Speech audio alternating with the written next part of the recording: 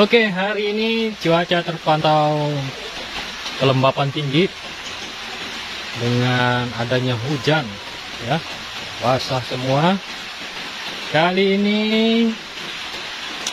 ya, saya mau memperlihatkan DOC kita yang di video sebelumnya sudah saya perlihatkan yang umurnya bertingkat.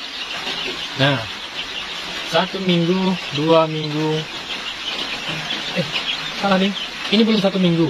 Ini baru kita keluarkan. Ini yang umur 1 minggu. Ini baru kita panen dari mesin lepas. 2 minggu, 1 minggu, 2 minggu, 3 minggu, ya kan? Tuh.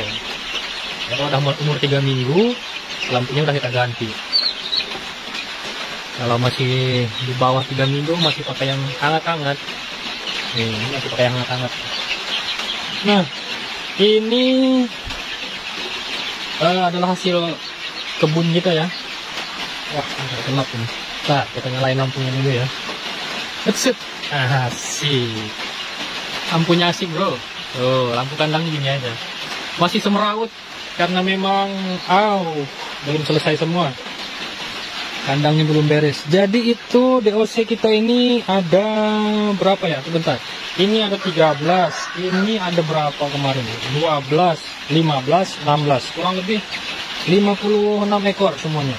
Jadi ini per minggu ya panennya. Jadi dalam sebulan, alhamdulillah, di bulan Agustus ini kita mendapatkan 56 DOC. Nah, kalau kita pelihara 3 bulan, ya bulan September lah baru bisa keluar itu. Agustus, September, Oktober. Bulan 11 ya, tahun baru lah, tahun baruan lah. Natal itu udah bisa. Jadi itu dari kandang-kandang ini semua, bro. Dan itu pun belum semua betinanya produktif. Yang produktif itu adalah ini, cuman sudah agak menurun performanya, produktivitasnya. Ini baru mulai lagi. Ini sempat tersekat kemarin. Kayaknya memang masalahnya di sekam. Nantilah kita spill dari tim sekamnya. Ini juga ada satu yang rutin berproduksi. Sebenarnya yang Jos itu adalah kandang 1. Jadi di video saya sebelumnya sudah saya perlihatkan telur-telurnya. Yang Jos ini memang kandang 1. Ya. Ini bertelur terus menerus. Alhamdulillah. Jadi ini gaya-gaya ayam Bangkok ya betinanya. Kalau asalnya sih sebenarnya ini adalah keturunan Birma. Saya lupa disilangkan sama apa. Adalah Birma. Rutin telurnya.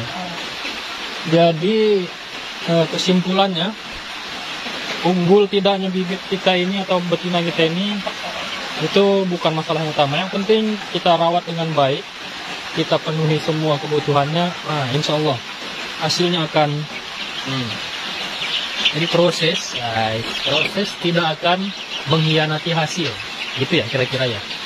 Hasil tidak akan mengkhianati proses, kebalik-balik.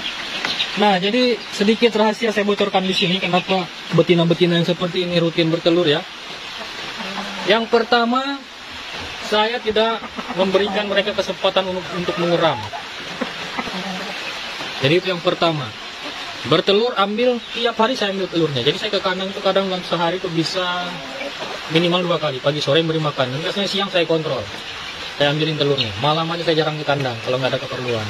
Itu yang pertama. Yang kedua, tentunya kebutuhan pakan. Nah, ini dia pakannya ini di ember-ember semua, ditutup plastik ya kan, rapat.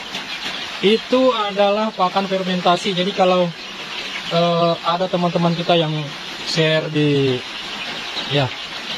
medsos lah ya, menggunakan pakan dengan dedak di atas 50% ya. Dedak fresh tanpa difermentasi, tanpa direbus atau diolah terlebih dahulu. Jangan dipercayalah. Kenapa? Ya teman-teman boleh coba. Boleh dicoba karena memang toleransi dedak di dalam pakan itu maksimal 40%. Jadi jangan pakai di atas 40%. Kenapa? Karena kalau di atas 40% itu serat kasarnya tinggi. Kemudian di dalam dedak itu ada salah satu senyawa atau zat yang sifatnya adalah anti nutrisi. Anti nutrisi itu dapat mengikat protein dan senyawa lainnya sehingga susah dicerna oleh ternak kita. Kalau susah dicerna, mau jadi apa ya kan? Mau dikasih dedak 70%, proteinnya dedak berapa, nggak akan mencukupi. Sedangkan ini minimal 17% untuk kandungan proteinnya. Nah, kalau sudah diikat semuanya, apa yang mau diserap oleh tubuh ternak, apa yang akan dipakai berproduksi. Jadi kalau bilang 70% telurnya banyak, ya teman-teman boleh coba lah ya. Yang penting saya sudah mengingatkan.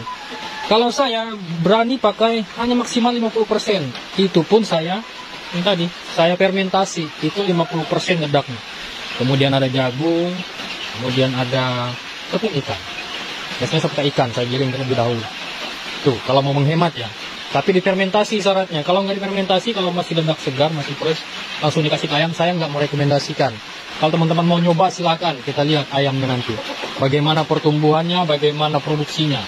Silahkan dicoba. Jadi saya nggak merekomendasikan. Kemudian yang ketiga, ini tipsnya ya, supaya betina teman-teman rajin bertelur. Yang ketiga itu ini, nah ya kan, pencahayaannya. Jadi ayam-ayam ini butuh pencahayaan lebih selain di siang hari. Itu fungsinya untuk menstimulan atau merangsang organ reproduksi. Nah, seperti itu ya, rahasia ini. Saya bongkar aja udah. Biar kita sama-sama tahu, ya kan? Ini tuh ya skala rumahnya seperti ini. Seperti itu. Jadi penerangan. Penerangan pun bukan hanya untuk untuk meningkatkan produksi, tetapi juga untuk menjaga ternak-ternak kita dari serangan hewan-hewan liar, hewan buas. Dan juga untuk antisipasi nyamuk. Jadi kalau gelap, udah pasti nyamuk. Coba lihat di sekeliling saya ini. Ya kan? Ini kalau gelap, ini nyamuknya luar biasa, bro. Jadi kita kasih penerangan. Di luar sana juga ada penerangan, sana lampu, di kandang sana lampu, di dalam kandang sana lampu. Jadi penerangan. Ini penerangan ini sangat penting di kandang. Memang kalau kita bicara tentang kos, ya agak besar, tapi ya kita ada hitung-hitungannya lah. Ya kan? Ya pakailah lampu yang 5 watt biar murah seperti itu. Tapi kalau memang mau fokus beternak, ya harus mantap hitung-hitungannya. Jangan sampai ngirit biaya pencahayaan ayamnya, ya nggak minta-minta loh ya. Ayamnya trouble, rugi mana? Rugi pakai biaya tambahan atau ternak kita yang trouble, ya kan? Lebih baik kita maksimalkan biar ayam-ayam juga nggak stres, produksi juga lancar. Seperti itu. Kalau ayam stres payah udah. Kalau udah diserang nyamuk, malaria udah. Seperti itu. Jadi ini hanya tips ringan ya, tips kecil dari saya. Kemudian yang berikutnya adalah ini dia. Alas kandang. Alas kandang pastikan kering. Ini kan musim hujan nih di luar nih. Ini kan kering nih. Oh. Kering, bro. Ya. Seperti itu. Pastikan kering alas-alas kandangnya. Dan ini yang sedang persiapan, sekamnya tebal sekali ini. Kalau kayak gini nih, ini agak lembab karena ini pasir. Mungkin akan kita ganti ini. Ini kering. Udah mau nelur lagi tuh. Seekor. Jadi itu ya beberapa tips dari saya. Kemudian yang berikutnya adalah vitamin. Nah, vitamin bisa diberikan di dalam pakan untuk tambahan. Bisa juga di air minum. Cuman kalau di air minum agak repot.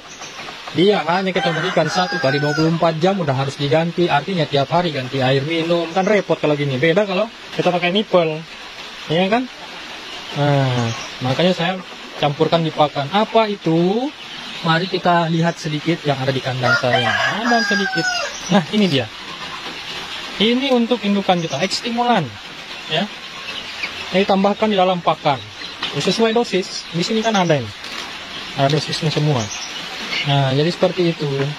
Cukup penuhi saja kebutuhan mereka. Jangan sampai mereka stres. Nah, insya Allah mereka akan memberikan hasil yang sesuai dengan yang mereka miliki. Seperti itu. Ya, ini hanya ayam kampung biasa, bro. Ya, alhamdulillah hasilnya. Jadi ini adalah hasil tiap minggu. Memang nggak banyak sih.